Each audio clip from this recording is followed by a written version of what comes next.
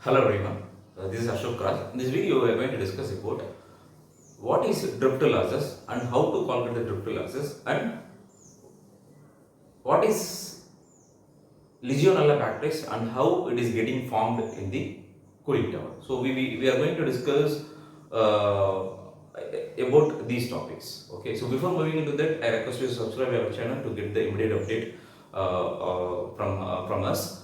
Okay, so first drift losses. Okay, so if you are maintaining any type of cooling tower, it may be a cross flow cooling tower or outer flow cooling tower, and there will be a losses. The losses may be evaporation losses due to evaporation and drift losses and windage or draw off losses. Due to increase of the TDS, we will be doing the blow down very frequently. Okay, frequently or with respect to your COC level. Okay, so today we are going to discuss only about the drift losses. The drift losses is nothing but, and if you are taking any cooling tower, so what will be there? Fills will be there, and your fan will be there. Okay, so assume that you have some cross flow cooling tower, your fan at the top side and fill in the vertical side. Okay, so the air coming in the horizontally and it hit the your cooling tower horizontally, and it is going to the top of the cooling tower. So due to this process, and small amount of water droplet or mist maybe will get escaped from the cooling tower, and that is we call as the drift losses. A small amount of water droplet or mist will get getting escaped from the cooling tower, we call as drift losses.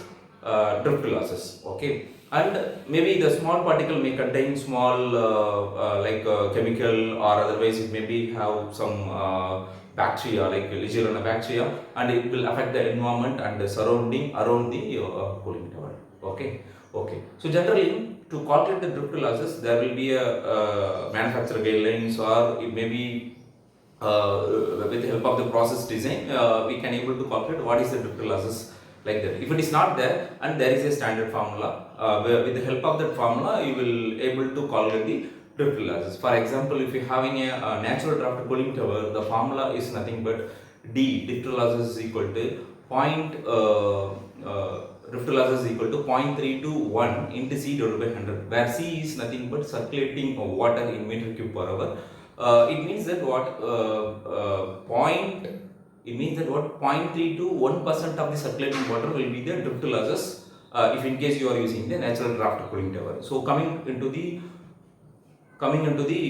induced draft cooling tower, if you are using induced draft cooling tower, the drift losses formula D is equal to 0.1 to 0.3 into C divided by 100, where C is nothing but circulating water in meter cube per hour. It means that in your overall circulating water, 0.1 to 0.3% of the circulating water will be the drift losses for your cooling tower, if in case you are maintaining a induced draft cooling tower. So I am coming to the cooling tower with the drift eliminator. In some cases, the people want to eliminate the drift losses very minimum, or they have to completely avoid the drift losses. So in that cases, the people will be using a cooling tower with the drift losses. If you are using cooling tower with the drift eliminator, if you are using a cooling tower with the drift eliminator, your formula for drift losses is equal to 0.001 into C divided by 100, where C is nothing but circulating water in meter cube per hour, where it means that what 0.001% of circulating water will be the drift losses for your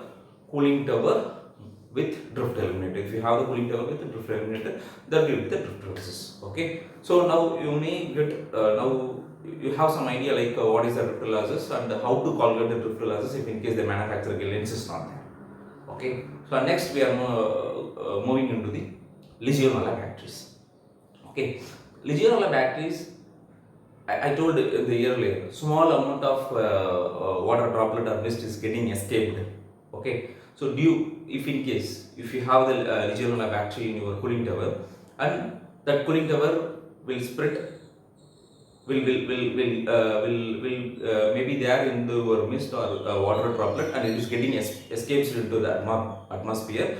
Where are the person who maintaining the cooling tower or nearby the person is around the cooling tower, maybe they during this inhale process, okay, the small water particle or mist getting into their body.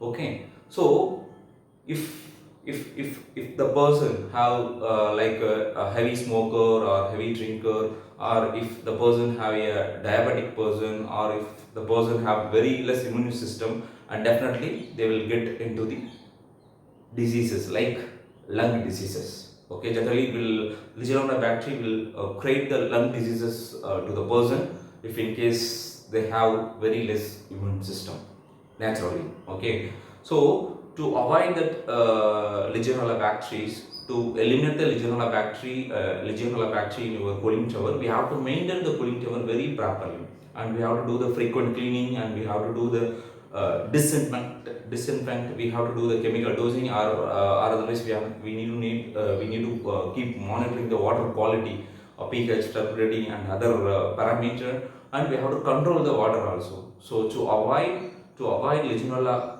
bacteria growth in the cooling tower, you have to maintain your cooling tower very properly, or otherwise definitely it will be formed in the cooling tower and will be escaping to the atmosphere, and it will affect the person who are there surrounding in the cooling tower. Okay, and generally Legionella bacteria will grow between 25 to 45 degrees Celsius with the temperature.